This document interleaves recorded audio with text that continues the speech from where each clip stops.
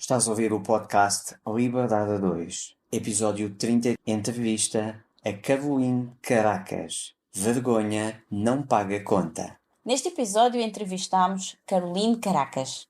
Caroline é especialista em marketing e deixou há uns anos o seu emprego de sonho para se dedicar ao seu verdadeiro sonho. Caroline tinha tudo. Tinha o emprego de sonho, o salário de sonho, a carreira promissora de sonho. Era tudo maravilhoso. Mas tinha também dentro dela uma voz que começou a falar cada vez mais alto, a chamá-la para deixar tudo para trás e começar o seu próprio negócio. Às vezes temos uma voz dentro de nós que nos chama. E tu, já ouviste o teu chamado? A Caroline costuma dizer que aquilo que tu realmente precisas para conseguir seguir essa voz é aceitar que vergonha não paga conta e começar a aparecer para quem tu realmente és e o que realmente sonhas fazer da tua vida. Fica connosco para um episódio extremamente inspirador. Olá, gente livre! Bem-vindo ao podcast Liberdade a 2. O meu nome é Sónia Anjos. E o meu é António Ferreira. Somos ambos coaches e mentores de negócios que geram liberdade. Os nossos valores principais são a liberdade e a família e é por isso que empreendemos juntos há mais de 12 anos. Somos apaixonados por grandes visões, ideias fora do comum, fazer diferente e quebrar paradigmas. Acreditamos que todas as famílias merecem mais liberdade de tempo, financeira, geográfica e é para nós uma missão mostrar-te que também tu podes viver uma vida com mais liberdade, com mais felicidade e com mais satisfação do que até já imaginaste ser possível. Todas as semanas te trazemos um episódio com uma mensagem inspiradora para te ajudar a descobrir como desbloquear a tua liberdade. Também teremos semanas especiais com episódios extra em que te trazemos pessoas excepcionais e histórias reais de liberdade. Pensa neste podcast como a tua dose de inspiração, recursos, estratégias e estruturas que te ajudam a criar a tua liberdade e vida de sonho. Muito obrigada por carregares no play hoje e por estares aqui connosco. Agora, vamos começar! Caroline Caracas deixou a vida executiva no mundo corporativo depois de 20 anos para encontrar uma nova carreira com mais liberdade e propósito. Lançou-se no empreendedorismo digital em 2014 com foco em criar cursos online, mentorias, palestras, consultorias, ajudando empreendedores a usarem o marketing digital para atrair clientes e aumentar o seu faturamento. A marca registada do seu trabalho são cursos didáticos e práticos, preservando a profundidade do conteúdo sobre temas essenciais para o sucesso nos negócios do mundo de hoje, como, por exemplo, o uso do Instagram, gerir a marca pessoal e temas da atualização em marketing digital. Fica para ouvir Caroline Caracas. Caroline, bem-vinda ao nosso podcast. Obrigada por estares aqui connosco. Obrigado, Caroline, bem-vinda. E em primeiro lugar... Prazer é meu. Desculpa, já interrompi. Não, hoje o podcast é teu, o episódio é teu, então é para tu falar. Eu só quero agradecer muito, não só por estares aqui, mas principalmente por teres sido uma das parceiras do podcast Liberdade a 2, deste projeto, oferecendo 2 dos teus cursos para os embaixadores do podcast. Muito obrigada pela tua generosidade. E agora queremos que nos contes um pouco assim do teu percurso, o que é que tu fazes hoje, quem é Caroline Caracas e porquê é que tomaste a decisão de ser uma empreendedora digital? Como é que tudo começou? Opa! Então, primeiro, obrigada aí de novo pelo convite. Adoro esse projeto de vocês. Sempre falei, né? Esse nome Liberdade a 2 é sugestivo de muitas transformações para muitas pessoas que querem isso, muitos casais. Eu, assim, pessoalmente vivo essa realidade, empreendendo com meu marido e realmente muita coisa não seria possível se a gente não tivesse tomado essa decisão enquanto casal, né, de viver o projeto como um projeto de família e ter mais liberdade, porque é muito complicado quando um está empregado na CLT e o outro está empreendendo, primeiro que existe muita diferença no estilo de vida, né? E no entendimento das necessidades do outro, das dores do outro. Então, isso é natural que vá acontecendo uma certa diferença, né? Então, não estou dizendo que é impossível, até porque muitas vezes é necessário ter uma pessoa com uma estabilidade, uma segurança no casal, enquanto o outro está fazendo uma coisa acontecer, e nós passamos por isso. Sim, né? Na fase inicial dá outro suporte, não é? Passamos por esse momento. Então, antes até de entrar aqui, vou responder a sua pergunta, mas já estou pontuando isso, porque eu acho importante, e também para as pessoas que nos ouvem não acharem que é impossível, porque o meu marido trabalha e porque ele não me entende. Então, é só para dizer que eu passei por todos esses momentos, de ter muitas divergências com o Luiz e da gente não se entender muito bem no início, porque eu trabalhava 24/7 fazendo o negócio acontecer, né? Quando a gente empreende, é mais difícil no início a gente equilibrar, a gente parar, a gente dar um break, porque a gente quer ver aquele sonho acontecer. A gente tem muita preocupação, muita pressão pessoal que a gente se coloca também para fazer aquilo acontecer e mostrar para a família que vai dar certo, mostrar para o marido que vai dar certo. E, enfim, responsabilidade financeira com as filhas e tudo, que era o meu caso. Então, existe uma fase bem difícil, mas ele me apoiou muito quando eu resolvi largar a minha carreira, que era uma carreira bem sucedida. Então, agora já falando um pouquinho do meu percurso, eu sempre trabalhei em grandes empresas como executiva de marketing, então fui gerente de marketing, de vendas de uma operadora de celular, uma operação muito grande no Brasil, que era Claro. Depois eu fui para a indústria de shopping center, lidar diretamente com o varejo, né, com os lojistas e com o público final. Então, isso também me ensinou muito sobre vendas. Eu sempre trabalhei com esse marketing muito focado em vendas, então, marketing muito na ponta, né, para ajudar as pessoas, e isso foi fundamental para o trabalho que eu desenvolvo hoje, que é muito focado nisso também, construir uma marca, mas uma marca que traga resultado, né? Resultado de vendas, resultado financeiro. E aí, quando eu resolvi sair, era a segunda empresa que eu estava trabalhando, mas que eu fiquei mais tempo, onde eu construí a carreira, foram 12 anos na Claro, que era a operadora de telefonia celular, e foi muito difícil, porque eu tinha uma carreira muito boa, muito consolidada, já tinha uma equipe grande embaixo de mim, já era assim o braço direito da minha diretora regional lá, e já tinha muitas sinalizações da parte dela, da empresa, de crescimento, né? E eu falei, nossa, agora eu vou recuar, né? Vou abrir mão disso tudo, mas foi muito mais pensando no futuro, porque eu estava curtindo ainda tudo aquilo que eu estava vivendo, estava gostando, mas eu pensava no estilo de vida daqui a 5 anos, no estilo de vida daqui a 10 anos. E eu olhava para a idade das minhas filhas, que na época, quando eu decidi sair, uma tinha 5 anos e a outra tinha 6, se não me engano, e eu falava, os últimos 5, 6 anos, eu mal conseguia olhar para essas meninas.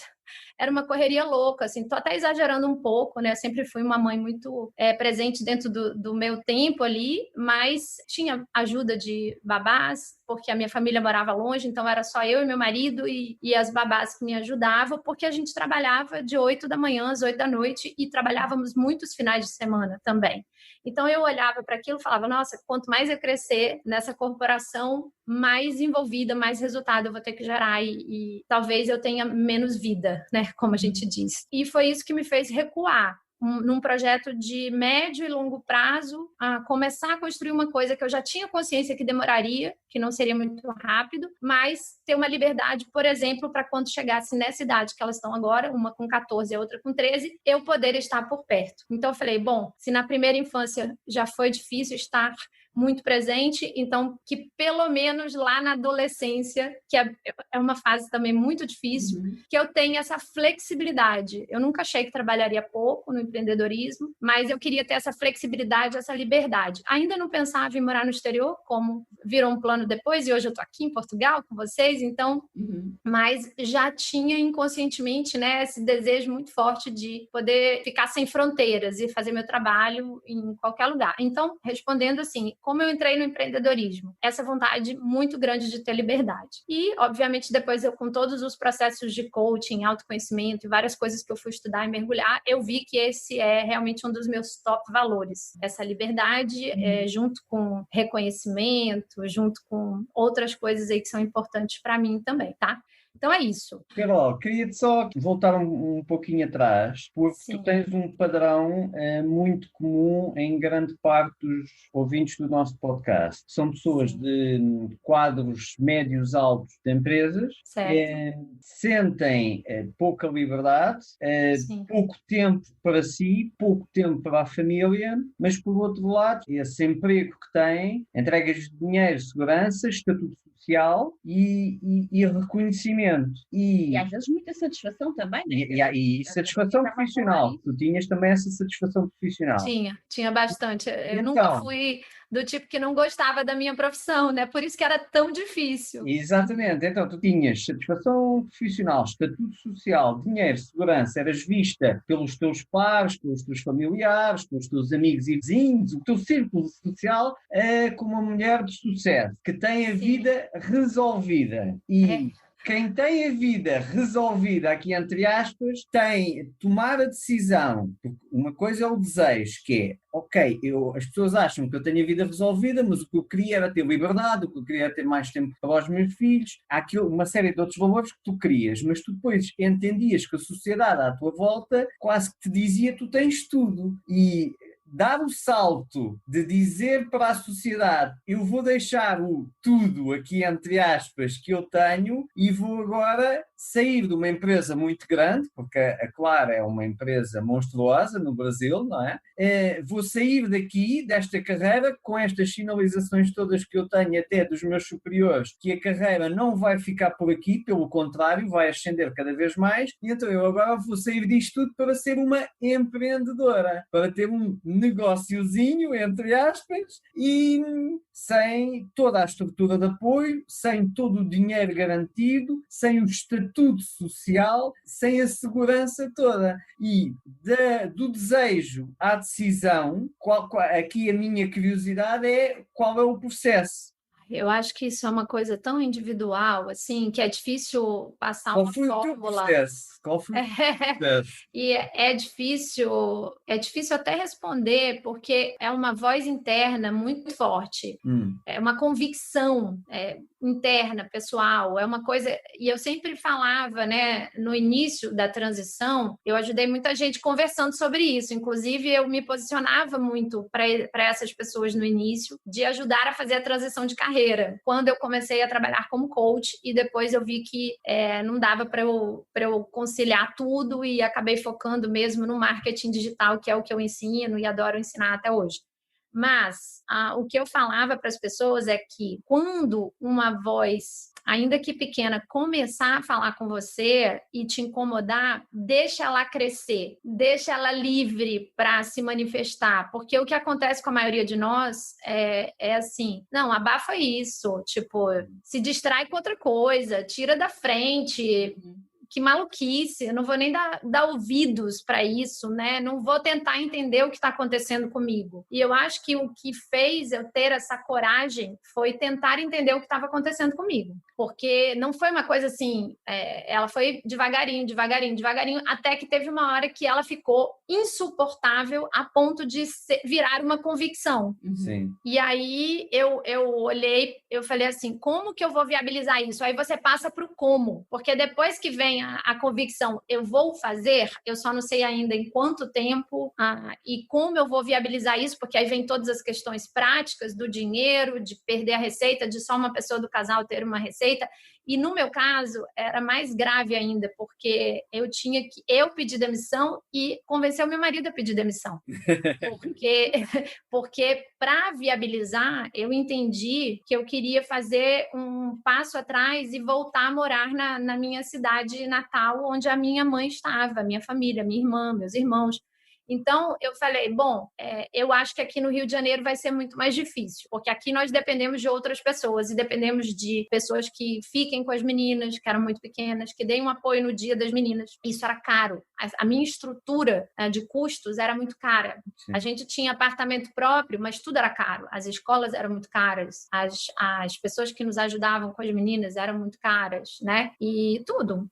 É uma cidade muito mais cara. E eu falei, bom, eu tenho opção, né? Eu tenho opção sensação de estar mais perto da minha mãe, que vai poder me dar uma baita força emocional durante esse processo e vai poder apoiar também emocionalmente as meninas, e a gente poderia também reduzir o custo de vida, e eu queria também, né? Porque a minha história foi mais ou menos assim. Até os 18, na verdade, até os 17 eu fiquei na minha cidade, aí resolvi fazer intercâmbio nos Estados Unidos, perturbei, né? E falei, bom, eu vou ficar nos Estados Unidos e quando eu voltar, eu já sei que eu não vou fazer faculdade lá, porque eu tinha muitos sonhos de trabalhar em grandes empresas, de ir para metrópoles, e eu falava, aqui eu não vou conseguir trabalhar numa grande empresa, porque o meu pai era dono de uma pequena empresa, que era inclusive uma agência de publicidade, era um empreendedor nato, nunca tinha trabalhado em outro lugar, e ele já sinalizava muito fortemente que a gente tinha que trabalhar com ele, tinha que ajudar. Meu pai era aquele cara assim que aos 15 anos eu já rodava a cidade com ele atendendo cliente, já ajudava, já era obrigatório na minha casa. Todo mundo passou para... né? Todo mundo teve que ganhar seu dinheirinho lá e começou cedo, né?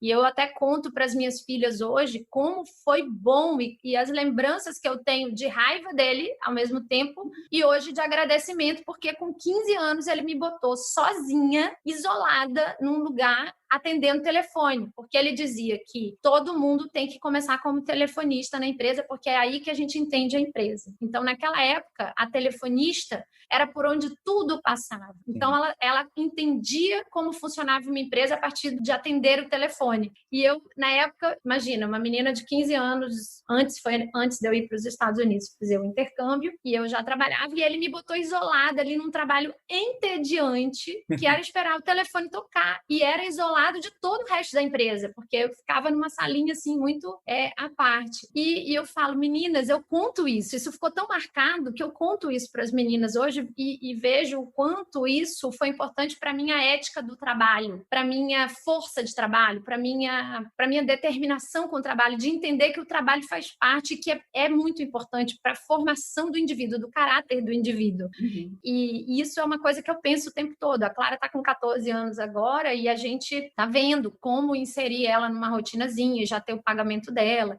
E meu pai, ele me pagava bem pouquinho, todos os filhos recebiam a sua remuneraçãozinha ali no início, e a coisa ia crescendo. Só que no meu caso, eu tinha muitos sonhos mesmo, desde garoto, eu queria trabalhar numa grande empresa. E eu acho que era o sonho naquela época da minha geração, hoje é empreender, né? Sim. A nova geração, todo mundo sonha empreender, ser livre, ter propósito, mudar o mundo, deixar um legado. Naquela época não se falava nisso. O sonho era ser executiva de uma grande empresa. E eu sabia que para isso eu ia ter que sair da minha cidade, que era uma cidade bem pequena no Nordeste do Brasil. E foi isso que aconteceu. Eu fui dos 18... Ou seja, do nascimento aos 18 eu fiquei nessa vida, né, completando os estudos, e dos 18 aos 36 eu fiquei em outra cidade. Então eu me sentia meio a meio. Na verdade, eu me sentia mais carioca até, porque dos meus últimos 18 anos eu tinha ficado no Rio, trabalhando muito e construí minha vida lá. Casei lá, minhas filhas eram do Rio e tudo, todos os meus relacionamentos, todos os meus amigos, tudo lá. Então, assim, até para os meus pais, principalmente minha mãe, ela não acreditava, me conhecendo, que eu estava dando um passo atrás de querer voltar. Sim. Porque não tinha nada a ver comigo. Tipo, eu sempre fui muito de expandir, de conhecer, de novos horizontes. Mas para você ver o tamanho da vontade de fazer dar certo e de querer fazer sacrifícios temporários, que eu sabia que poderiam ser temporários, para colher uma recompensa lá na frente. Então, na hora de você bolar uma estratégia para atingir o seu sonho, tem que haver essa consciência de que algumas coisas não vão ser do jeito que você gostaria, do mundo ideal para você durante algum tempo. Sim. E eu falei para o meu marido, eu falei, olha, para isso dar certo, para a maior chance com a despesa, aí a gente fez conta, né? O seu salário, o meu salário, as despesas, não sei o quê. Para isso dar certo, a gente ficar com menos um salário, porque a gente ganhava praticamente igual. Sim. Então, era literalmente metade da receita mantendo a despesa. Uhum. E a gente falou, bom, para isso dar certo, é muito mais fácil a gente ir para um custo de vida menor e que tenha mais apoio, também suporte de pessoas, né? Emocional, logístico, porque eram as duas coisas. Sim. E foi isso que eu fiz, né? Então, assim, eu acho que é isso. Todo mundo tem que, primeiro, ter a convicção muito forte, depois tem que sentar e fazer um plano.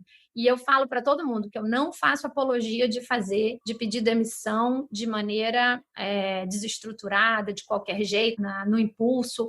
Por quê? Porque na hora que o dinheiro começa a acabar, é uma pressão surreal, é uma pressão ferrada, assim, dos outros, do seu cônjuge, de você mesma, e aquilo que poderia dar certo, e às vezes está próximo de dar certo, você larga, joga para cima, porque o dinheiro acabou. Sim. Então, eu olhei para todas as minhas reservas, né, vi que eu poderia ficar lá uns bons 2 anos, se tudo desse errado. Então, essa questão de você saber qual é o seu pior cenário. Primeiro, reduzir todos os custos de vida, isso é o principal, porque você quer que as suas reservas durem mais, né? Durem mais.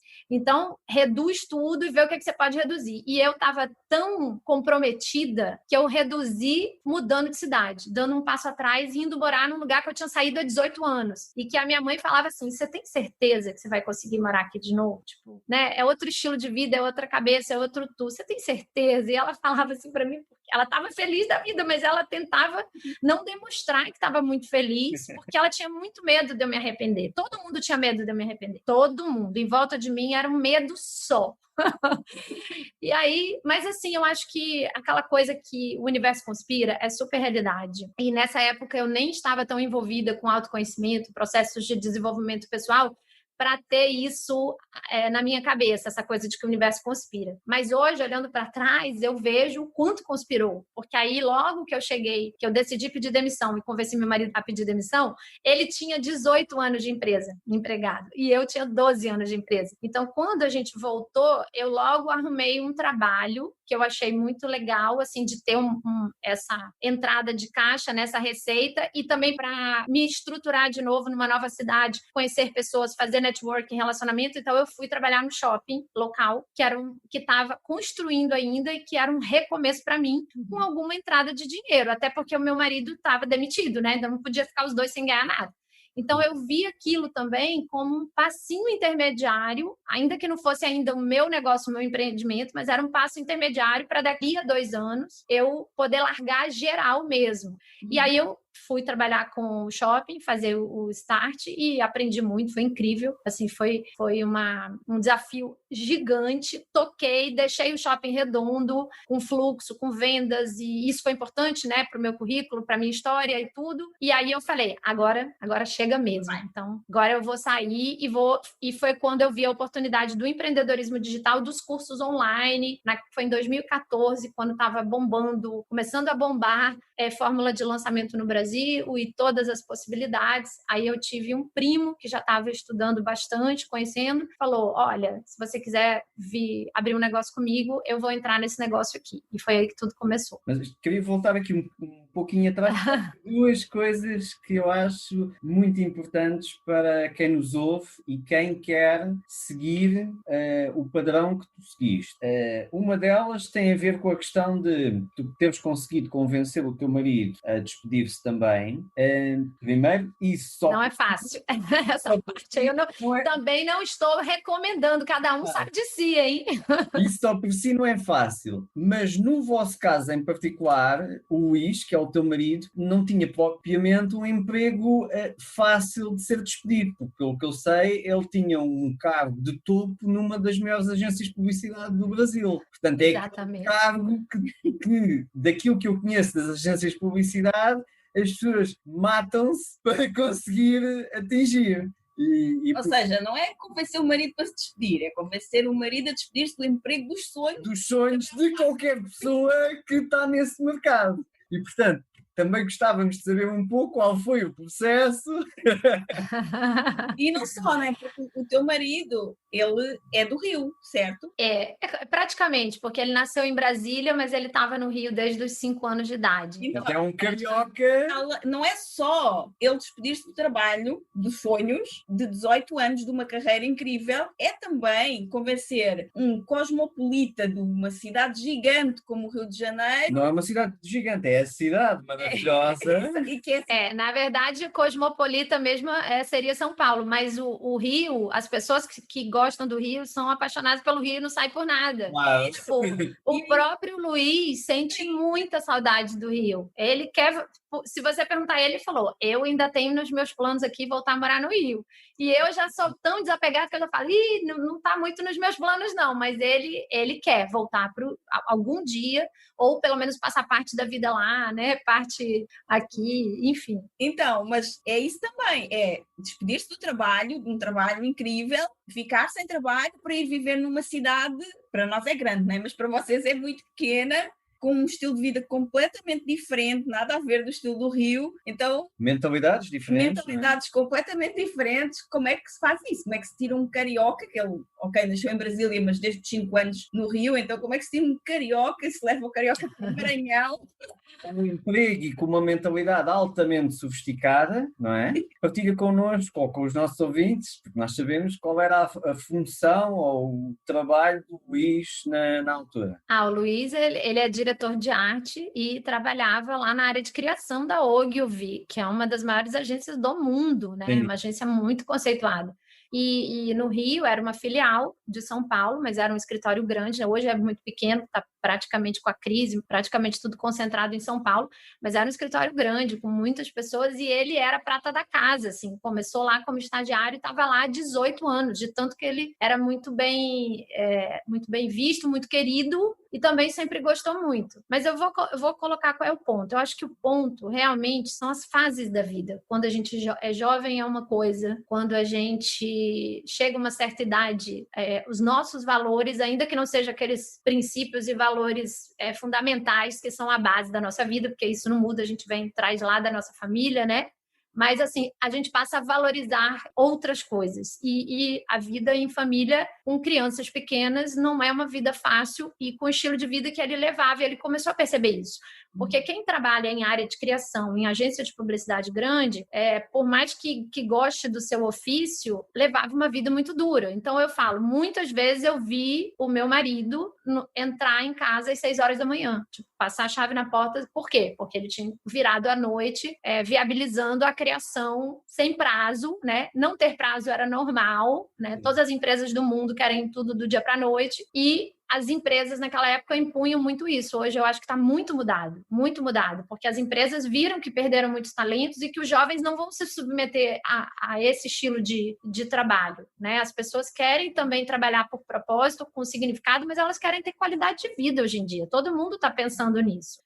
E naquela época não era uma coisa, a gente vivia para trabalhar, a gente se matava de trabalhar, a gente se dedicava só para o trabalho. Isso não era uma coisa que era tão forte em volta da gente de conteúdo e pessoas falando sobre isso que não incomodava. Então, a gente até sabia que queria, mas não tinha essa coisa da internet, da mídia social que tem hoje, que hoje desperta a gente para algumas coisas com muito mais facilidade, porque esse conteúdo chegando na gente o tempo todo dói, né? A gente fala, o que eu estou fazendo da minha vida? Né? Agita o problema na nossa cabeça, toca na ferida, faz a gente querer mudar de vida. Então, nessa época, eu usei muito essa estratégia.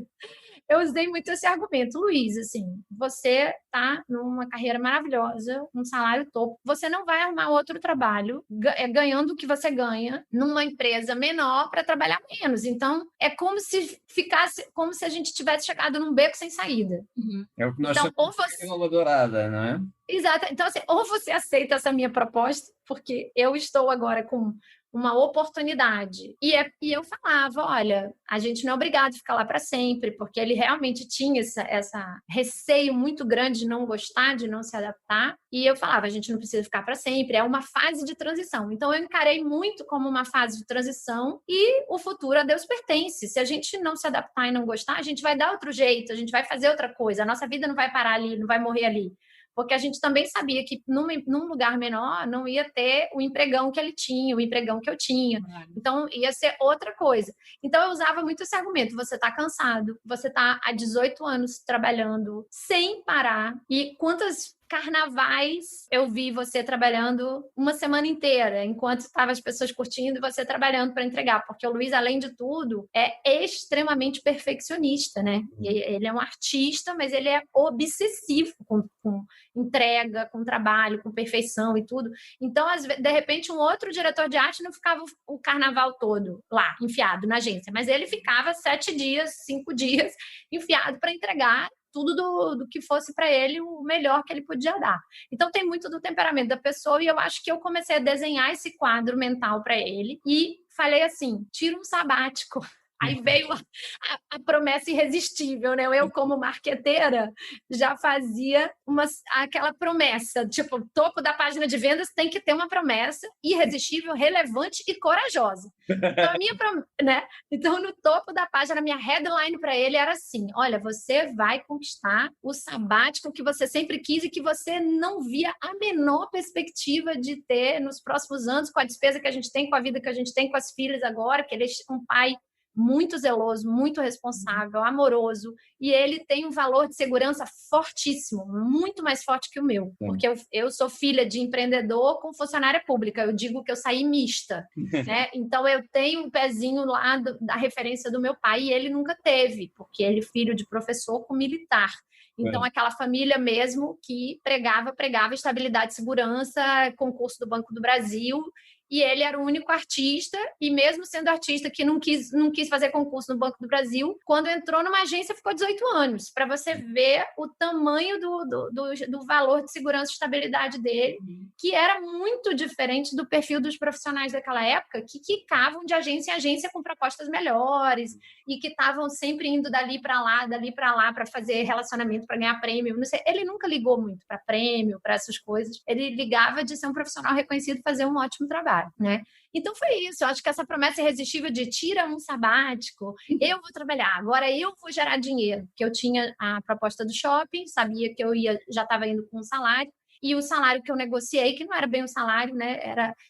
Na época eu abri uma empresa e fiz uma prestação de serviço mesmo, mas o que eu ia receber líquido dava para segurar muito bem as nossas contas num custo de vida mais baixo. Então foi tudo muito calculado, gente. O que eu estou querendo dizer é que tem que se fazer um planejamento de transição com segurança e que não vá desmoronar emocionalmente a sua família, a menos que você tenha lá a sua puxada de tapete do universo, ou sei lá o que, o universo te chamando, e você passe por uma demissão, ou passe por uma situação que você realmente não tem como controlar, aí ok, mas se você vai tomar essa decisão como eu, de abrir mão de muita coisa, tinha que ser planejado, assim, era o mínimo que eu podia fazer, não podia ser uma aventureira, né, naquela altura da vida, com 2 filhas pequenas. E aí foi isso. E aí ele comprou a ideia do sabático, e quando chegou lá, não teve sabático nenhum. Aí foi a outra parte da história, mas não foi culpa minha. Mas por que não teve sabático? Que eu arrumou um emprego? O que aconteceu? Ai, gente, é inacreditável. Se eu contar aqui, eu acho que o universo é muito louco, muito louco. Então, veja só, a gente saiu do Rio de Janeiro para São Luís do Maranhão, que era uma cidade muito menor. O Rio de Janeiro, sei lá, hoje acho que tem o quê? 17, 18 milhões de habitantes. São Luís é uma ilha, no topo do Nordeste tem 1,5 milhão de habitantes. Espero não estar falando nenhuma bobagem de números, mas acho que é por aí. E o ex-chefe do Luiz Henrique, que foi um diretor de criação de São Paulo, que passou um período assumindo o escritório no Rio, que ele adorava, gostava muito dessa pessoa. Simplesmente, quando a gente anunciou que estava indo mudar de cidade, esse cara ligou para ele e disse assim, eu estou aqui no Maranhão prestando um serviço para a área tal de turismo, não sei o que, do governo. Ele disse isso. Ele era um redator muito bom, e ele estava lá prestando um serviço freelancer, já tinha saído da agência e estava fazendo criação de vídeos e tal para promover o turismo, que a gente tem um turismo forte lá, dos Lençóis Maranhenses. E aí ele falou assim, eu estou fazendo aqui uma mega campanha para a Secretaria de Comunicação e eu preciso de um diretor de arte, eu preciso de você, e você vem para cá, então eu preciso que você me ajude nisso, trabalhe comigo. Foi sabático. Então Foi assim, adeus sabático. Foi coisa assim de... Chegou lá, em uma semana, ele estava sentado com esse cara trabalhando e ganhando bem. Então, só para vocês verem o que aconteceu. E era uma coisa assim inimaginável. Ele não falava com esse cara há algum tempo. Esse cara era de São Paulo, eles tinham tido uma convivência por um tempo e convidou ele para trabalhar. E aí ele ficou um ano, né, fazendo isso, porque realmente não era a praia dele trabalhar. Ele gosta de trabalhar mais num ambiente criativo mesmo, e isso era um trabalho muito diferente, porque era só ele e um cara criando coisas, campanhas de governo, então que era muito diferente, né? Sim. Inclusive algumas coisas começaram a conflitar muito com os valores dele, com coisas que ele não queria fazer, e aí ele pediu para sair, mesmo a grana sendo muito boa, muito legal. E aí também não teve sabático de novo, porque aí o meu irmão chamou ele para trabalhar e ele ficou mais 2 anos tocando a direção de criativa lá da agência, que era maior do estado, e ficou lá mais esses 2 anos até que ele pediu demissão de vez, aí ele tirou um sabático. Mas demorou mais uns 3 anos para ele pedir o sabático. O tempo sabático demorou, foi 3 anos a chegar. Exatamente. Mas há aqui um pormenor muito interessante e que toca muito na maioria das pessoas, que é o facto de tu tens um sonho de empreender, de estilo de vida, mas crias uma estrutura e estás disposta a fazer o que tem de ser feito, incluindo tu despedes de um emprego de sonho para ir para um emprego exclusivamente para ganhar dinheiro, para manter a estrutura para o teu real sonho. E a maioria das pessoas que quer sair de um emprego para o empreendedorismo vê a coisa de uma forma um bocado idílica, que é, eu tenho o meu emprego e depois tenho o meu sonho, que é empreender e só fazer o que eu gosto. E como não há possibilidade de saltar do meu emprego para o empreendedorismo idílico, que é eu só faço o que eu gosto e ganho muito dinheiro, então eu não saio do meu emprego. E tu, para sair do ponto A para o ponto B, que é do meu emprego de sonho para o meu estilo de vida de empreendedora de sonho, vai haver aqui uma série de degraus e vão haver aqui alguns, até se calhar vou descer algumas escadas, que é deixar de um emprego de sonho para um emprego que eu simplesmente vou fazê-lo para ganhar dinheiro, para sustentar o meu negócio até chegar a ser um negócio de sonho. E, portanto, tu estiveste disposta, se calhar, a descer 2 ou 3 degraus para manter para chegar ao empreendedorismo de sonho, à carreira de sonho que tu atualmente tens. E o facto de estar disposta a isto, e se calhar o facto das pessoas não estarem dispostas a descer alguns degraus durante algum tempo para depois realmente viver uma vida mais de sonho, faz com que isso não é possível para mim, porque com a minha vida, com a minha estrutura, não é possível. E tu eras a pessoa que também não era possível, porque tu tinhas uma vida e uma estrutura toda perfeita, que não fazia sentido nenhum sair do emprego de sonho para um emprego pior, só porque talvez daqui a um tempo, talvez isto corresse bem. Mas tu fizeste tudo e estiveste disposta a descer esses degraus. Sim, é bem isso. O talvez corresse bem, mas a vontade muito forte, a convicção de pagar o preço para que tudo corra bem. Então, acho que hoje o que separa as pessoas que conseguem das que não conseguem é literalmente pagar o preço. É literalmente fazer o que tem que ser feito, sabe? Muita gente sabe o que tem que ser feito, mas não está disposta a pagar o preço. Sim. Eu mesma converso com colegas, outras pessoas que estão levando um estilo de vida ainda que não estão felizes, mas elas mesmas dizem para mim, eu não quero fazer tudo que você faz, eu não quero fazer rede social, eu não quero ter que construir o meu nome, né, a minha marca pessoal na internet, porque aí vem o outro lado depois, né, que tem muita coisa que você tem que aprender a fazer, aprender a gostar, desenvolver habilidades, e as habilidades, elas nunca são completas numa pessoa. Empreender não é só fazer o que gosta, não existe esse momento de, eu vou fazer o negócio só fazer o que eu gosto. É muito utópico isso. Mas se você conseguir, durante algum tempo, pagar o preço de não fazer o que você gosta, para você ter depois pessoas que te ajudem, né? Você dominar para depois delegar. Sim. Tem uma série de coisas que são necessárias quando você vai empreender, porque você vira o eu presa. Esse é o primeiro momento. Departamento de uma pessoa só, ou exército de um homem só, como se diz. E é a mais pura verdade. E isso só vai melhorar com o tempo. Então, e as pessoas que não têm paciência não podem empreender. Isso é um fato. porque é muito difícil essas histórias onde a pessoa tem um golpe de sorte e em um ano ela estoura. Isso não é o comum. Isso pode acontecer, mas isso é uma exceção. O comum é você ver pessoas que de repente estouram, mas quando você vai olhar para elas, não foi do dia para a noite. Elas estão ali há 7 anos, elas estão há 5, há 10 anos fazendo aquilo acontecer nos bastidores e num trabalho forte de formiguinha. E isso é uma das coisas que eu percebo hoje, na minha trajetória, que mais inspira as pessoas que me seguem, que estão acompanhando o meu trabalho, que cumprem o meu trabalho. É essa transparência assim, de que não é fácil, de não vender uma coisa mágica, mas de ver que é possível porque eu consegui. Então isso inspira muito pessoas que são mais pé no chão, que são mais realistas, que se assustam com essa promessa de empreendedorismo mágico que existe hoje circulando na internet, e essa que é a verdade, né?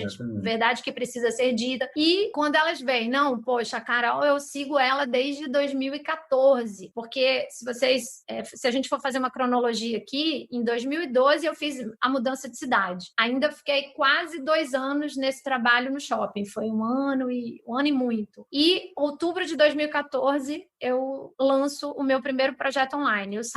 Eu acho que eu saí em agosto de lá do shopping. E em outubro já estava fazendo meu primeiro lançamento na internet, que foi um grande congresso online de marketing, muito bacana, que eu reuni mais de 50 palestrantes. Depois fiz um segundo congresso. Foi aí que eu comecei a ficar conhecida. E o meu primeiro produto era basicamente o quê? Era uma curadoria, era conseguir reunir todos esses profissionais, porque eu nem tinha tido tempo de criar um produto meu, eu nem sabia que produto que eu ia fazer, eu nem sabia o que eu ia ensinar, eu nem sabia quais eram as minhas habilidades, qual era o meu nicho, quem era a minha persona, todas essas coisas que eu tenho clareza hoje, no que eu sou boa, o que eu amo fazer. Se a gente esperar também ter clareza de tudo para começar, isso vai demorar mais ainda. Então, assim, eu sou uma pessoa muito, muito do movimento, de estar em movimento para descobrir as coisas. E aí eu sempre olho para os meus recursos e vejo o que eu posso fazer com o que eu tenho agora. E na época eu tinha o quê? Relacionamentos, tinha uma história, né? Uma procedência. Então eu tinha, inclusive, credibilidade e uma certa autoridade, ainda que não fosse digital, mas pela minha carreira eu tinha uma autoridade. Olha, não é qualquer uma, porque ela tem experiência, tá? 18 anos trabalhando, né? Em grandes empresas e tal. Então eu tinha essa procedência, eu tinha essa credibilidade de chegar e convidar pessoas e tinha competências para fazer um negócio melhor do que estava sendo feito na época. E em termos assim de qualidade de produto. E isso foi uma coisa dita e notória por todo mundo que aceitou participar como palestrante do meu congresso, primeiro, e naquela época você não paga nada, né? Esse modelo de negócio é só parceria. Então, eu não paguei nada para ninguém, mas eu convenci 50 e tantas pessoas muito boas a gravarem uma palestra para o meu congresso. Então, isso teve a ver muito com o material que eu apresentei, com a forma que eu abordei. O mercado estava muito amador, né? Ainda. Estava começando o empreendedorismo digital, e as pessoas estavam muito naquela filosofia do feito é melhor que perfeito, e isso foi super mal interpretado, confundido com fazer porcaria. Quando a concorrência é baixa e quando pouca gente está fazendo, tem muita gente que cai nessa e se queima na largada. E isso era uma coisa que eu já tinha dito para mim. Eu falei, olha, o meu maior ativo é o meu nome, a minha credibilidade profissional, então eu não vou fazer nada perfeccionista, porém, eu vou achar um ponto ideal de que aquilo não prejudique a minha imagem. Para mim, isso era o quê? Apresentar um projeto de qualidade, um evento de qualidade, um produto de qualidade, e isso chamou muito a atenção das pessoas. Para fechar aqui esse tópico, o que eu quero dizer? O empreendedorismo tem que achar essa brecha no mercado. Qual é um assunto que está popular? Na época, os congressos estavam começando a ficar populares, dentro do que eu queria, que era o empreendedorismo digital. E uma coisa que as pessoas estão despertando para isso, que tem uma demanda, né? E qual é a brecha? O que as pessoas estão fazendo, os concorrentes que estão fazendo, o que eles estão fazendo de ineficiente? Ou o que eles estão fazendo de errado? Ou qual é a sua visão para fazer aquilo, entregar aquilo melhor, né? Porque tem que ser uma junção dessas coisas. E não significava que eu queria ser uma fazedora de congressos, tanto que eu só fiz 2 e depois abandonei esse modelo de produto, porque não foi mais o que eu queria fazer.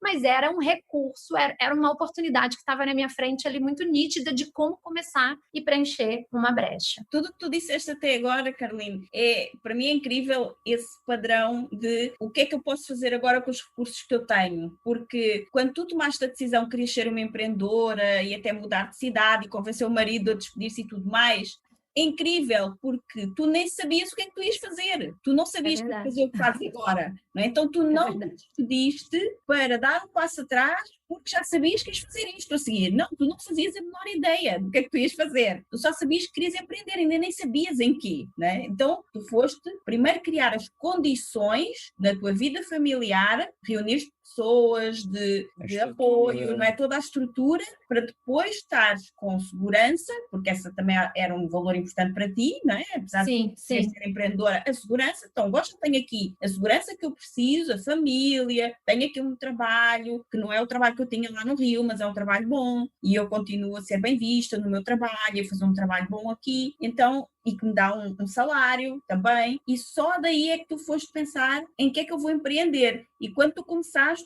lá com os congressos, porque foi, como tu disseste, a brecha. Onde é que está a brecha no mercado? E algumas pessoas, o António há pouco falava das pessoas que nunca chegam a sair do emprego porque nunca têm as condições necessárias. E depois há os outros loucos, não é? Que têm uma ideia, acham que vão fazer só o que gostam, talvez se nunca ninguém lhes contou, nós agora aqui, tu já disseste e nós repetimos, não é? Nunca, nunca, nunca vais fazer só aquilo que gostas por empreender, não é?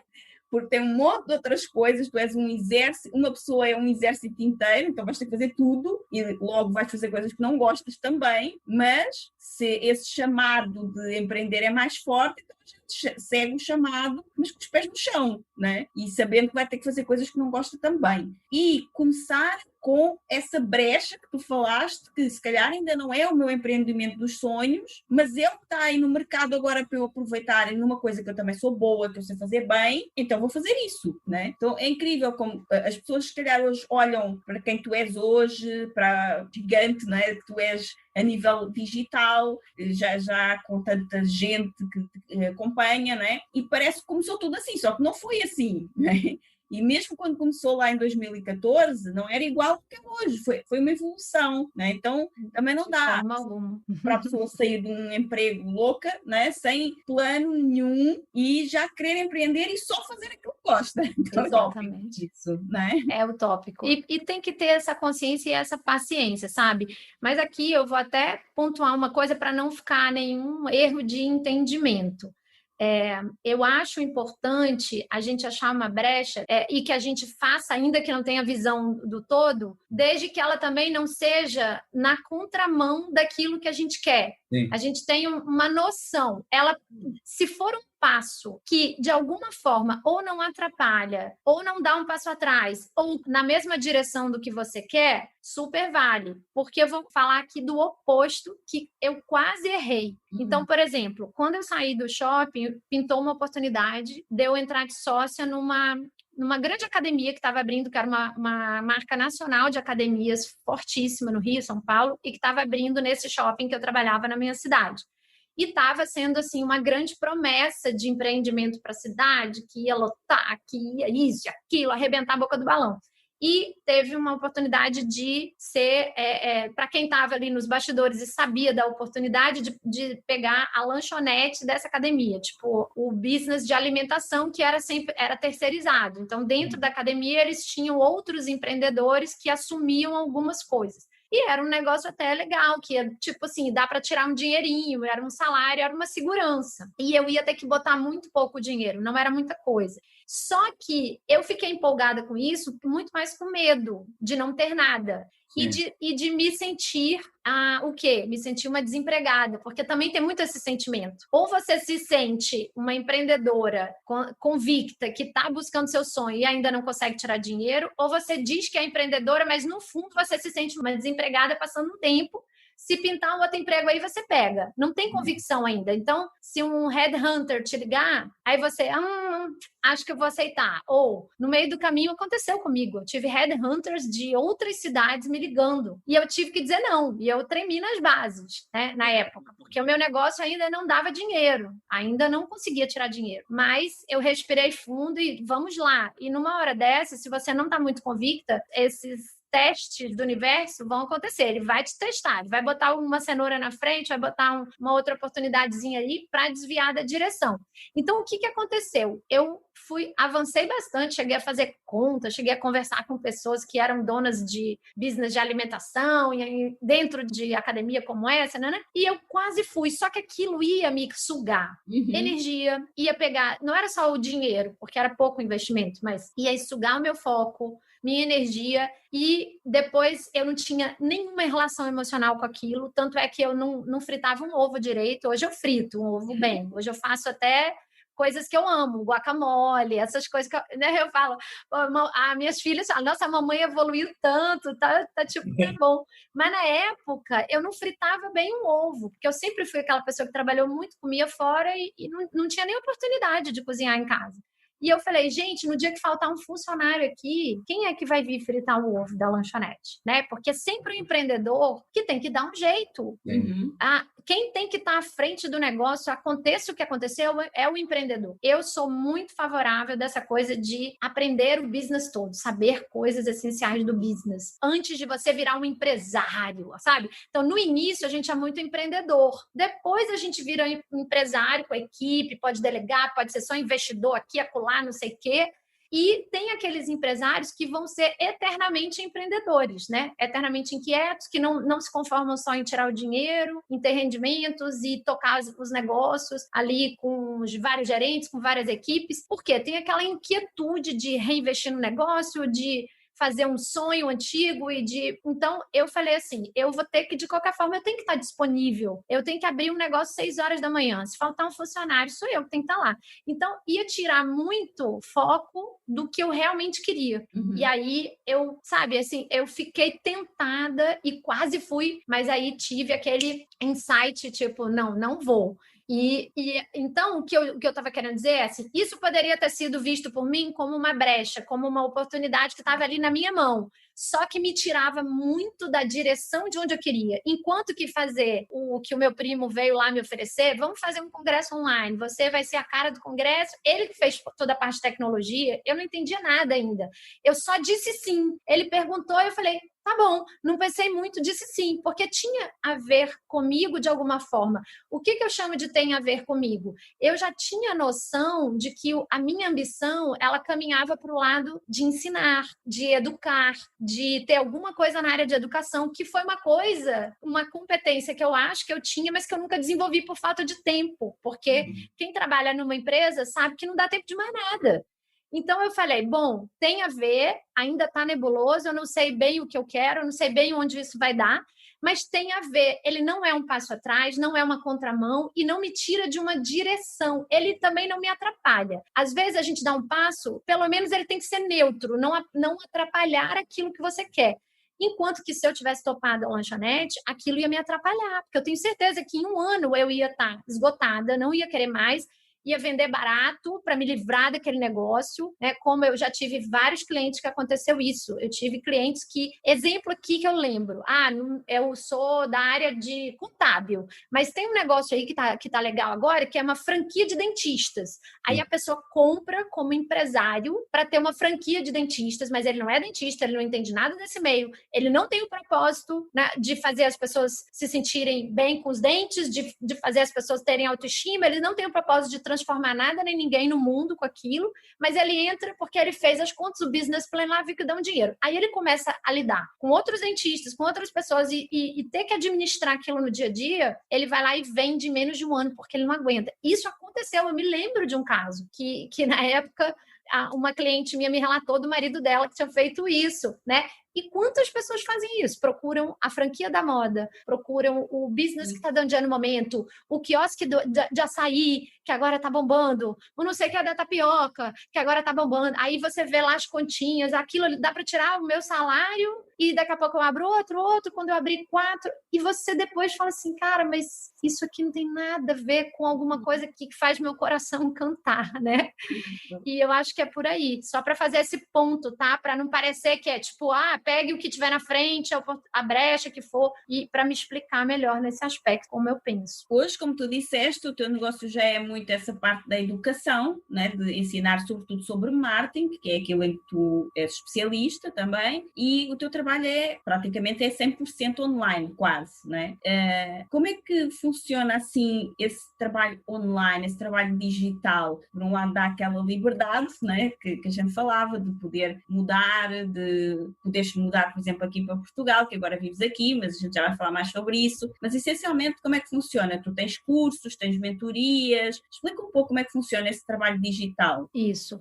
Olha, tem várias formas de você trabalhar online e às vezes é até fazendo o que você já faz hoje, que é prestando serviço, só que fazendo isso de uma forma digital. Por exemplo, é uma forma fácil de começar. Hoje as minhas filhas fazem inglês com uma professora online. Aqui em casa todo mundo faz terapia online. Então, assim, é muito fácil hoje fazer uma migração do seu trabalho do offline para o online, principalmente depois dessa pandemia, porque está tudo muito bem aceito. Eu tenho os paradigmas foram todos quebrados pelos clientes até. Então, eu tenho uma amiga que está fazendo flauta online, a filha está fazendo piano online. Então, coisas que até outro dia a gente achava impossível. Está muito tranquilo. Então, esse é o primeiro passo. Nós vamos aqui falar até, antes de começarmos a gravação, sobre o teu cãozinho, e tu estavas a contar justamente de uma consulta veterinária online. Exatamente. Uma consulta brasileira. Brasileira, preventiva, né? Porque ela até me explicou que a clínica, a veterinária clínica ainda não pode, porque cada área tem seus conselhos, né? Sim. Então, a psicologia foi liberada já tem um tempinho, a telemedicina foi toda regulamentada, foi tudo acelerado, e hoje você vê muitos médicos, inclusive eu tenho clientes médicos, tenho vários clientes médicos e já estão aqui dando consulta online, fazendo curso online, tudo muito rápido. Nos últimos 4 meses, muita coisa se transformou. Acho que foram 10 anos em 4 meses, porque é uma coisa impressionante o que aconteceu. E então essa é uma das formas de você trabalhar online. O meu modelo de negócio, ele é baseado em cursos online, então que é realmente o grosso do meu negócio, do meu faturamento, além de ter também no meu portfólio de serviços as mentorias online, que é a menor parte do meu tempo. Eu não tenho muita agenda, não tenho muito tempo para isso, e isso também é bom, porque até por isso eu consigo cobrar um preço mais elevado, né? Um preço que as pessoas topam pagar pela minha hora, pela minha experiência e pelos trabalhos que elas já têm contato comigo através dos cursos que são mais baratos. Então, é um modelo de infoproduto, de produto de conhecimento. Você empacotar o seu conhecimento na forma de produtos digitais. Esses produtos digitais, hoje em dia, tem muitos modelos. O mais comum é videoaulas gravadas. Você pode associar essas videoaulas gravadas com mentorias ao vivo, online. Então, você, além de entregar o curso gravado, você intercala com momentos onde você dá essas mentorias, tira dúvidas e tal. Eu tenho um produto que é dessa forma. E aí, naturalmente, é um produto mais caro, que é um curso de marca pessoal, onde eu agrego as aulas gravadas, os encontros comigo. Tem outro produto, mais um produto de entrada, que é mais baratinho, porque ele é totalmente escalável, porque ele é todo gravado e as pessoas não têm acesso direto a mim, mas tem todo o suporte de pessoas que respondem, a gente tira todas as dúvidas, mas é tudo via plataforma, não tem encontros ao vivo, online. E tem um outro que também é uma assinatura, que a pessoa paga ou por ano ou por mês para ter aulas comigo todos os meses. Então, assim, tá bem desenvolvido, tá bem rico esse universo. Hoje a gente pode ter não só um produto, pode ter vários, e é aí que a coisa começa a ficar boa realmente do ponto de vista financeiro, quando você tem uma esteira de produtos para rentabilizar aquele mesmo cliente de várias formas. Às vezes a pessoa compra um, já quer outro. Então a grande parte hoje das pessoas que pagam uma hora individual comigo, uma mentoria individual de 3 horas, que é o mínimo que eu faço, são pessoas que vieram do meu curso, né? Do curso online de Instagram. Então essas pessoas adquirem segurança, conhecem o meu trabalho ali, se transformam no meu trabalho com um valor mais acessível, e as que podem e querem, tem algum assunto para tratar individualmente, querem minha opinião pessoal, minha visão, minha proximidade, elas contratam alguma coisa individual, que hoje em dia, como eu falei, eu tenho um tempo bem restrito para isso, mas acontece. E essa soma dessas receitas é que vão formando o faturamento do negócio online. E geralmente, assim, aumenta 10 vezes mais. Então, tipo, de um curso de entrada para um encontro individual, literalmente essa pessoa que confiou, ela paga 10 vezes mais para estar online depois, né? Sim. Então, o modelo de negócio que eu tenho é baseado nisso. Porém, tem muitas pessoas hoje que estão fazendo vários outros modelos. Quando você fala de um e-commerce, é um outro modelo de negócio digital, porém que tem ainda a mercadoria física. Então, você ainda tem algumas questões de armazenamento, de compra, fazer pedido de compra de produto, né, de logística e tal, ou de produção, ou de fábrica. Eu tenho cliente que é dona de confecção de roupa, malharia, e tem o e-commerce. Tem outras que já são multimarcas, então que fazem as compras nos vários fornecedores e revendem no seu e-commerce. Então, tem ainda esse lado, mas também já tem outros modelos de negócio acontecendo, dropshipping, que você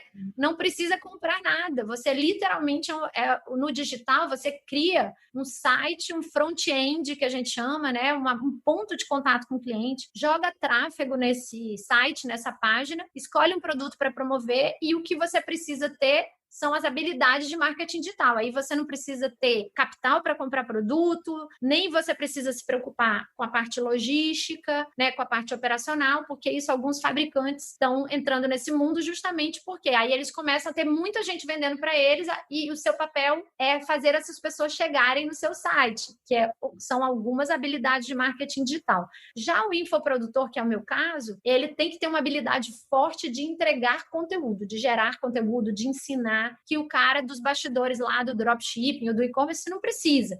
Então, eu acho assim que para você escolher o modelo de negócio ideal para você trabalhar online, você tem que se conhecer em primeiro lugar e saber o que você gosta, saber o que você sonha, quais são as suas ambições em termos de modelo de negócio e de vida também.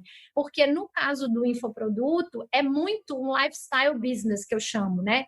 É muito um modelo de negócio de que sua vida está muito misturada, integrada, e isso também tem os seus riscos, isso também tem a sua vulnerabilidade e também tem um lado sombra, como tudo tem um lado que é maravilhoso e tem um lado que não é. Aí, eu ainda não achei o modelo de negócio perfeito, tá? Então, se alguém aí achar, me avisa. Então, o que eu acho que você tem que fazer é ir pelo caminho daquilo que você tem mais brilho no olho, fundamental, domínio. Não adianta fazer sem entender, sem dominar, porque a tendência hoje é desaparecer, já que está muito mais concorrido, e também fazer porcaria. As pessoas vão comprar uma vez, não vão comprar mais, ainda podem te prejudicar a sua reputação, porque hoje na internet está tudo espalhado, né?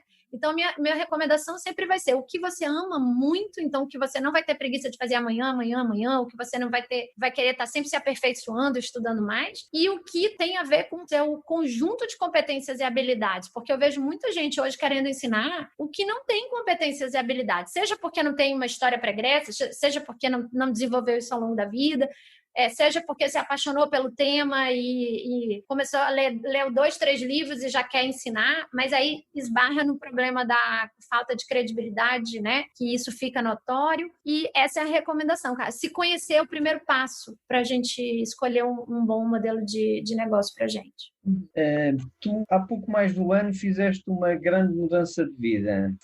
Mudaste com a tua família para Portugal. Como é que surgiu o sonho de mudar fora, especificamente para Portugal, e como tanto tu como o teu marido trabalharem online influenciou a realização desse sonho de morar em Portugal, de morar fora do Brasil? A influência é total, porque se a gente não trabalhasse online, já ia ser um impeditivo, né? E hoje a gente literalmente consegue tocar a nossa empresa daqui e a empresa fica no Brasil, e inclusive as pessoas que trabalham comigo ficam no Brasil. É um desafio que eu estou tendo aqui de entrar no fuso horário de Portugal, que está bem difícil, eu estou bem ainda no fuso horário do Brasil.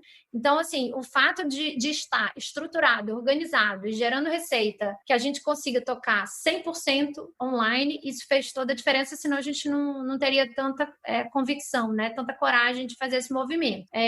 E o sonho foi muito daquilo que eu falei para vocês, né? Lá atrás, lá em 2012, começou a vontade de vamos fazer um movimento para ter mais liberdade. Mas ter mais liberdade para quê? Para aproveitar a vida, para ter novas experiências, para expandir os horizontes, fronteiras, filhos crescendo. Também a gente quer fazer tudo pelos nossos filhos, né? E chega uma idade que a gente fala assim, nossa, eu quero agora encaminhar eles na vida. Então, você começa a pensar, o que eu posso proporcionar de experiência, de bagagem, que eu acho que é o mais importante, até porque elas sabem que se acontecer alguma coisa comigo, né, que Deus o livre, elas não têm necessariamente um negócio na mão, porque o negócio hoje está muito atrelado à minha figura e ao meu conhecimento. Então, o que eu posso deixar para elas é educação, experiência, bagagem de vida, coragem, né, para não ter medo. E tudo isso a gente encontrou nessa possibilidade de vir para Portugal. Por quê? Os jovens aqui são mais independentes, a educação é muito boa, qualidade de vida e segurança nem se fala, está nas portas, né, da Europa, como todo mundo diz, então possibilidade de viajar, possibilidade de expandir a mentalidade, de conhecer outras culturas, de aprender outras línguas, reunia muitas coisas. A língua, que não seria uma barreira muito grande, principalmente para elas, que estavam numa fase difícil de adolescência, muita gente se muda para os Estados Unidos, mas ainda tem mais essa coisa de adaptação, né, uma nova língua e uma nova cultura que é muito diferente. Eu não acho a cultura dos portugueses muito diferente do Brasil, né? Eu acho até um povo bem caloroso, apesar de muita gente dizer que mas as pessoas que eu encontro, pelo menos quem eu encontro aqui pela frente, eu acho muito parecido em termos de valores, em termos de... Claro, tem detalhes, assim, né, da cultura que são diferentes. Mas aquilo que é diferente não vejo necessariamente como ruim, pelo contrário, eu acho que só tem agregado a educação das meninas, elas estão muito mais independentes, e convivem com colegas que são muito mais independentes e autônomos e também querem ser, né? Porque nessa idade é uma idade do pertencimento, do grupo, da aceitação. Então, assim, está muito legal em todos os sentidos e a gente gosta bastante e tem a ver com aquilo que eu falei. A gente saiu de uma cidade grande para uma pequenininha, fez lá nosso período mais desacelerando, só que não, porque eu estava construindo um negócio, então não desacelerei.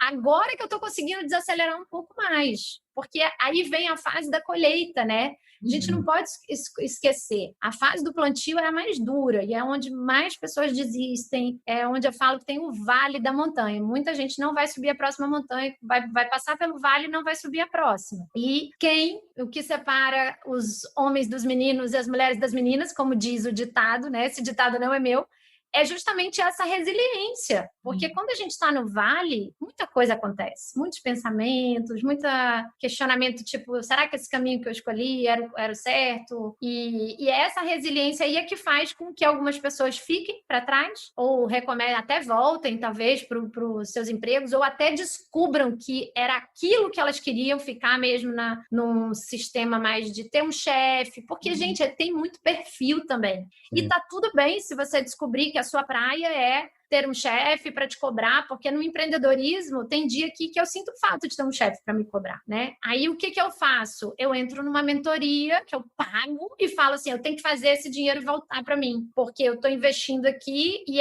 esse dinheiro que eu paguei nessa mentoria aqui vai ser o meu chefe, por enquanto, porque eu estou me sentindo um pouquinho acomodada, estou me sentindo um pouquinho isolada, estou me sentindo um pouquinho sem vontade de crescer muito, tá bom do jeito que tá. Isso aconteceu em alguns momentos comigo. E o empreendedorismo, ele é muito assim, de você tomar essas decisões sozinha, é muito solitário, essa que é a verdade, né? E por isso que é importante a gente estar em grupos, e estar com outras pessoas, e estar fazendo esse debate o tempo todo, indo a eventos e fazendo networking, porque às vezes uma pessoa que você encontra no seu caminho e que se coloca como seu mentor, seja pagando ou não pagando, vai fazer uma diferença brutal no resultado do teu ano, enquanto que lá na empresa, eu tinha o meu bônus para ganhar, então eu tinha minhas metas para bater, senão eu não ganhava os bônus bons que eu ganhava durante o ano para aumentar meu salário, e eu tinha uma chefe que tinha que bater meta e que tinha que ganhar bônus também. Então isso por si só já coloca uma pressão natural na gente, né, do ser humano. E eu acho que tá tudo bem se você descobrir que a sua praia é ser executiva. Eu conheço executivos incríveis, maravilhosos, ou trabalhar para alguém. E se você for para o empreendedorismo, é só ter toda essa consciência de um outro kit. É um outro kit de habilidades e competências e principalmente mentalidade, que tem que mudar radicalmente. E tu falaste aí uma coisa que é colheita, né? Mas a colheita veio... Tu começaste o teu negócio online lá com os congressos em 2014. Agora estamos em 2020. então tem aí um espaço de 6 anos para vir essa grande colheita, né? Então às vezes as pessoas querem começar a colheita antes de ter plantado também. Não quer dizer que eu não colhi bastante desde o início, né? Assim, uma coisa que eu sempre falo para as pessoas é: os meus projetos sempre geraram faturamento, eu nunca fiquei sem ganhar nada, mas era tudo reinvestido. Você chegar a tirar dinheiro e tirar um patamar legal de dinheiro, assim, demora. E demorou muito para eu chegar no patamar que eu ganhava como executivo. Mas para mim era uma coisa natural pegar aquele dinheiro e reinvestir, pegar aquele dinheiro e reinvestir. Então, não é que não dava dinheiro, sempre deu dinheiro, mas a colheita que eu falo hoje, tipo, ano passado eu já estava bem, mas a colheita que eu falo hoje é também a colheita não só do dinheiro, mas a colheita do equilíbrio, da vida, de poder desacelerar um pouco, de poder estar aqui na Europa e acompanhar um pouco a vida das minhas filhas, né? Então, acho que é isso, tem vários tipos de colheita, e a gente tem que saber o que a gente quer e tem que ter paciência para esperar. Exatamente, porque também não é só o dinheiro, é também essa liberdade, é o poder acompanhar os filhos, como tu falaste, de ter uma liberdade maior de gerir o teu tempo, do teu jeito, né? Não quer dizer que não trabalha muito, claro, mas tem uma liberdade maior para gerir o tempo do que no início. Sim, a flexibilidade de tempo é a grande vantagem. E trabalhar, eu vou ser sincera, no meu caso, eu trabalho mais. Sempre trabalhei mais.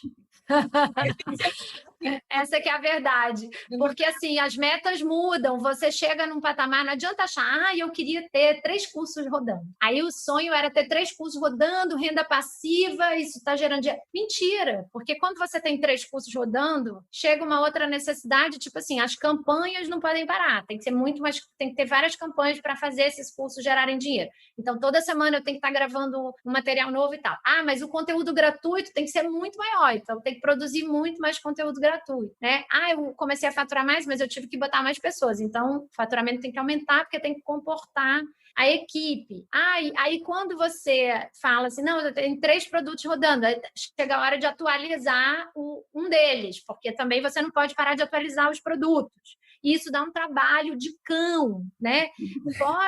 Fora o tempo de interagir com as pessoas. E fora o tempo também de começar a atender demandas. Tipo, você me fez uma demanda hoje de estar aqui no podcast. Eu tenho que dizer muitos nãos na minha agenda. E isso é uma das coisas que me perguntam, como você consegue produzir tanto? E não tem jeito. É muito não que a gente tem que dizer. Muito não. Às vezes até silenciar, né? Mas tem coisas que você não vai poder dizer não. Tem parcerias e pessoas que você vai encontrar no seu caminho que você tem que também dedicar um tempo para esses relacionamentos, para essas pessoas.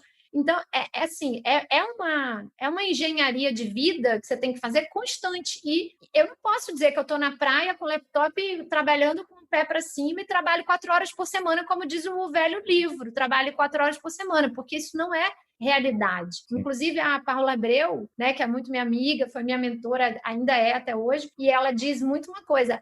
Ela fala, né? Nós, empreendedores digitais, trabalhamos 24/7 para ganhar dinheiro enquanto dormimos. Sim. Isso. Então, assim, a parte verdade é ganhamos dinheiro enquanto dormimos. Isso é verdade. Parcial. Por quê? Porque eu acordo e vejo que caíram várias vendas no meu celular, porque foi o momento que aquela venda entrou, né? Mas eu trabalhei a semana inteira e muitas vezes eu trabalho sábado e domingo. Só que aí vem também o lado do que a gente busca, que é o desenvolvimento pessoal, para buscar o equilíbrio, para tirar um break, para entender que, olha, se eu não produzir essa semana, eu vou faturar menos e tá tudo bem, eu vou faturar menos e eu preciso desse break, eu agora vou tirar uma semana de férias. E eu estava lembrando que desde que eu comecei a empreender, eu nunca mais, isso desde 2014, nunca mais eu tirei um mês de férias na minha vida, nem 15 dias. Eu me lembro de tirar uma semana. Eu tiro assim, uma semana, aí no outro semestre eu tiro uma semana, e muitas vezes eu tenho que ir pro hotel lá onde eu tô, mas isso é uma vantagem, então tem que olhar pelo lado bom, né? E tirar 2 horinhas, por exemplo, porque caiu no final do mês, eu tenho que fazer os pagamentos, eu tenho que olhar alguma coisa que está acontecendo, eu tenho que me comunicar com a equipe pelo WhatsApp. Então, a gente tem ferramentas hoje, tecnologia, que faz a gente ficar muito mais produtivo. E eu prefiro assim. Então, assim, é uma questão de o que você quer para sua vida, porque eu prefiro tirar uma semana, depois tirar uma semana, ou sexta-feira, poder tirar uma sexta-feira e ir para a praia e olhar minha filha jogar vôlei, como eu já fiz. Ou no meio da semana, agora, quarta-feira, eu vou para Cascais com com meu marido, que é o aniversário dele, então a gente vai ter umas férias no meio da semana, assim. Sim. Essa flexibilidade é incrível, maravilhosa, mas nem todo mundo quer. Acho que tem muita gente que quer ter uma previsibilidade de saber qual é o mês que eu vou tirar férias no ano que vem, programar aquela viagem de um mês, e eu acho que é de cada um, sabe? Não, a gente até tira férias, só que o trabalho vai com a gente, né? Ainda tem, que não deveria, né? Mas a gente acaba que não tem jeito, né? Fazer o quê? Uma vez alguém me falou, por causa do livro do Tim Ferriss, Trabalho 4 horas por semana, que ele enganou-se no título. Era descanso 4 horas por semana. Exatamente. Está mais compatível. Mas é aquela história, né? Da famosa headline, do marketing digital, que talvez algumas poucas pessoas chegaram já nesse nível, né? E é possível. Sim. E ele é um deles, até por tudo que ele conta no livro. A gente até acredita, né? Porque ele entrega vários detalhes da rotina dele, da tecnologia, da produtividade, da forma como ele trabalha com assistentes virtuais espalhados por todos os lugares e tal.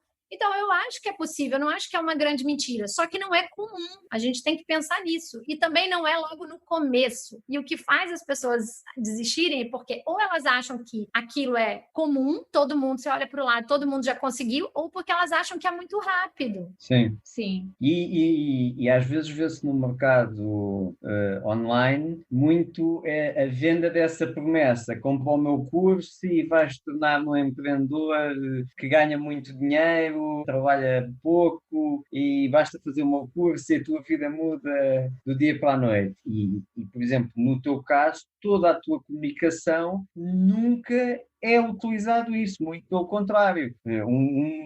Das tuas máximas é mão na massa, o outro é pé no chão, portanto, e acho que também essa tua comunicação deu-te muita credibilidade e fez crescer muito o teu negócio, porque tu não vendes um castelo de cartas, não vendes um conto de fadas. Sim, não vendes o laptop na praia, não é? Porque só se for para ir Exatamente. apanhar areia no laptop e comprar um novo. É verdade. É por aí, Antônio. Eu acho que, como todo mercado, tem as pessoas que querem a pílula mágica, e esse definitivamente não é o meu cliente ideal, porque, além de tudo, é um cliente que vai dar problema, né? Porque a gente sabe que grande parte do resultado não é do conhecimento que você passa. Assim, o grosso do resultado, o conhecimento é uma parte, mas o resultado vem da execução. Sim. E muitas vezes você não garante que a execução daquele cliente, daquele aluno, do seu método vai ser uma execução de qualidade ou com consistência, que é uma coisa que falta muito. Então, acho que tem que alinhar bem o discurso, porque senão você não vai atrair as pessoas erradas e pode até vender menos, ok, tá tudo bem, mas vai vender para as pessoas certas e que não vão te dar também muito problema. Algum problema sempre tem, mas ter paz de espírito e ter a sensação de estou cumprindo a minha missão com integridade, isso é fundamental, né? Isso é fundamental, porque não adianta você ganhar dinheiro online, você prosperar muito e você não ter paz. E eu acho que todo mundo, né? A pirâmide de Maslow já mostra isso, né? Das nossas necessidades. A gente já saiu há muito tempo daquela fase de cumprir necessidades fisiológicas e a necessidade de segurança, necessidades essenciais, e a gente passa por uma necessidade de quê? De paz, de autoestima, de transcendência, de autorrealização. E quem vai se sentir realizada se sentindo uma mentirosa, uma fraude? É difícil, porque você pode esconder das pessoas, mas você não consegue se esconder de você mesmo. E tem uma hora que isso estoura, né? Quando você vai botar a cabeça no travesseiro, se você não estiver fazendo aquilo que realmente você acredita com os seus valores, da maneira que você também gostaria de ser tratado, né, pelos outros, isso estoura emocionalmente e é complicado e aquilo que eu falei, todo negócio tem o seu lado bom e o seu lado não tão bom. Não vou falar de lado ruim, porque eu gosto muito do meu negócio. E eu acho que as desvantagens são pequenas, perto das vantagens. Realmente tem muitas vantagens, mas eu não vou dizer que as desvantagens não existam. Vou dar um exemplo para vocês. Por exemplo, chegou uma hora que eu estava ficando um pouco angustiada, acho que é a palavra, com o meu direct nessa pandemia. porque a coisa cresceu de uma tal maneira que eu já não conseguia mais dar conta como eu antes dava, eu já não estava conseguindo mais ter vida e também não estava conseguindo mais produzir, e eu precisei mudar algumas coisas. E aí, quando você muda, é lógico que você frustra algumas pessoas, é lógico que algumas pessoas não entendem, e são pessoas que não te conhecem, não sabem nada sobre você. Então, alguns problemas, né, agora, mas quando você faz a transição e continua, segue em frente, né, você também passa por esse momento difícil, mas tem vários momentos de transição no negócio, principalmente quando cresce, como é o meu caso, que meu negócio cresceu absurdamente na pandemia, cresceu muito a demanda de pessoas vindo me procurar e tudo, e eu não conseguia atender todo mundo. E às vezes até você não conseguir atender individualmente uma pessoa, a pessoa leva para o lado pessoal, então isso transtorna ela, porque ela já está frustrada, porque ela já está... Às vezes ela está em desespero, então me dói muito algumas coisas que eu recebo de desespero, e eu falo, caramba, mas eu tenho um limite do que eu consigo mudar o mundo, né? Então, você também entrar num processo de aceitação de o que você vai conseguir mudar com o seu conteúdo gratuito, ou o que você vai conseguir mudar com o tempo que você pode dar para as pessoas e o que você não vai conseguir mudar. E esse processo de aceitação, às vezes, dói na gente também, porque no fundo a gente queria se multiplicar, né? No fundo a gente queria ter muito mais tempo para aquilo, aí a nossa família começa a sentir, aí você vê que você está cumprindo seu propósito, fazendo seu trabalho, recebendo milhões de elogios e reconhecimento, e a sua família aqui está ficando completamente chateada com você largar. Aí você recua um pouquinho. Tanto é que eu estava muito tempo sem fazer terapia e eu voltei a fazer terapia, porque não é fácil crescer também. As pessoas acham que é só alegria, não sei o que, tá bombando, agora tem 300 mil seguidores no Instagram, agora tem selo verificado no Instagram, agora tem isso, mas é uma pessoa que tá aqui por trás. É uma pessoa, e eu falo para todo mundo, eu não quero ser guru de ninguém, não me tratem como guru, não me tratem como perfeita, não me tratem como, não me idealizem, eu peço para as pessoas não me idealizarem, porque eu, enquanto eu puder, no máximo que eu puder, eu vou dar o que eu posso, mas existe um limite do esforço que você pode fazer, como diz Dom Miguel Ruiz lá, os 4 compromissos que eu sempre falo, né? Sem esforço extenuante, porque quando ele é extenuante e começa a prejudicar você, a sua família, a sua vida, o que vai acontecer é que em pouco tempo você não vai estar ali mais disponível, ou porque você vai criar uma fobia, ou porque você vai disparar um momento de ansiedade, como muitas pessoas acontece, né? Pela pressão, acho que do outro, do externo, que nem te conhecem, às vezes te julgam e tal. Então, ou você vai, se você não cuidar da sua cabeça, do seu mental, do seu espiritual, do seu psicológico, amanhã você pode não estar ali para aquelas pessoas que tanto precisam de você. Só que a gente só pode dar o que a gente tem. E a gente tem que entender o que a gente tem e sem se culpar demais, e expandindo aos poucos aquilo que a gente pode dar. Entende? Eu não sei se eu fui muito clara, mas mostrando um pouco também de que todo negócio tem esse lado aí que a gente tem que saber lidar, que não é só o paraíso, né? Aliás, não existe paraíso em empreendedorismo. Nada. A conversa com a Caroline está a ser mesmo ótima, mas hoje ficamos por aqui. Na próxima semana vamos continuar com a Caroline Caracas e ela vai nos falar muito, muito mais sobre, sobretudo, como ter um negócio digital pode realmente fazer a diferença na tua vida e na prosperidade do teu negócio. Como ouviste, o negócio da Caroline aumentou muito durante a pandemia. Isso aconteceu porque durante esse período algumas pessoas ficaram sem trabalho, algumas pessoas ficaram ausentes do seu trabalho, foram para casa, a maioria de nós esteve em casa e parou os seus trabalhos. Outros tinham negócios já a decorrer que simplesmente não sabiam como continuá-los porque são negócios físicos, negócios abertos ao público e negócios que não avançam se não estiverem abertos. E algo como uma pandemia pode realmente prejudicar muito a economia de todos, a economia mundial inclusive está a sofrer e muito, e ainda é só o começo. E muitas pessoas realmente puderam prosperar e até alavancar os seus negócios durante a pandemia graças ao digital. Foi exatamente isso que aconteceu com a Caroline. O negócio dela já era digital, já há muito tempo, e continua a ser, mas porque ela era uma das que estava muito bem posicionadas quando a pandemia começou, o negócio dela só cresceu. E é exatamente isso que pode acontecer também com o teu negócio.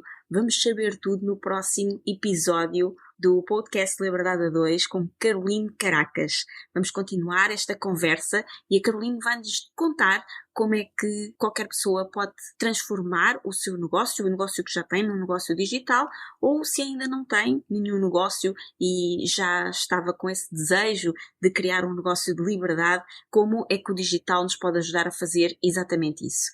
Então, fica connosco para ouvir o próximo episódio, que é a continuação deste com Caroline Caracas, e até lá encontramos-nos por aí nas redes, em Liberdade a 2, procura por Liberdade a 2 e segue também a Caroline Caracas. Encontramos-nos também dentro do grupo, da nossa comunidade, em liberdade2.com/grupo, porque lá já estão conteúdos que te podem começar desde já a ajudar a começar a criar o teu negócio digital. Conteúdos que te ajudam a expressar melhor, a comunicar melhor a tua mensagem, a falar de uma forma muito mais assertiva para poderes inclusivamente fazer vendas e prosperar independentemente de estarmos em pandemia ou não. Prosperar em qualquer altura com o teu negócio de liberdade. Nós ficamos por aqui, encontramos-nos no próximo episódio. Até lá!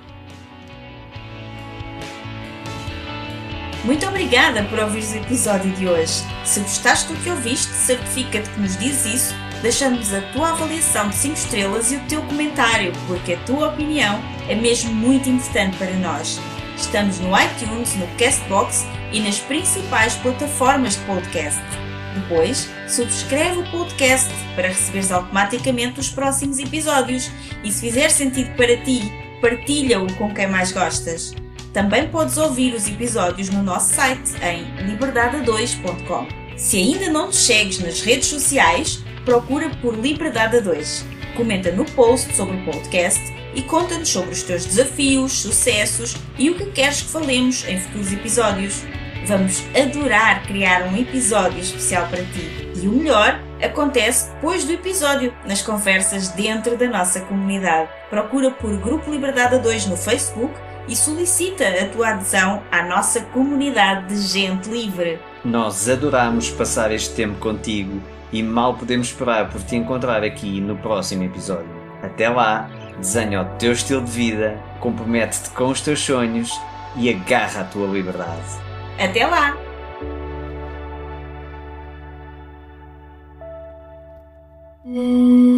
Edição Guilherme Gadini.